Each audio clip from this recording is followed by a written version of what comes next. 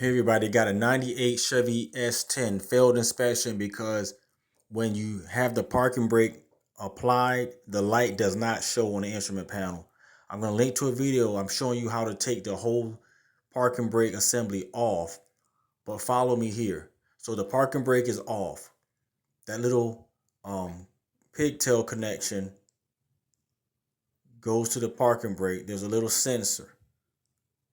Okay, so you see the black pigtail with the blue wire. That's supposed to sit on the copper end there of that little sensor. That sensor is held on with a screw.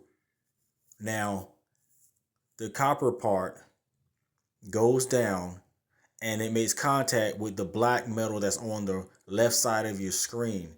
That's the foot brake or the parking brake that you push down to apply the parking brake.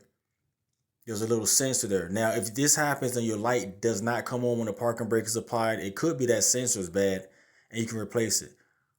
But when those two pieces, the copper part on the right and the black metal on the left, are not connected, then you have no brake light showing because your parking brake is not applied. When you apply it, those pieces separate and it should turn your light on.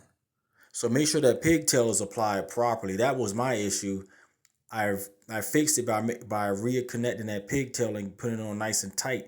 And there you have it. That's how it works. So it's either going to be that sensor or an electrical connection.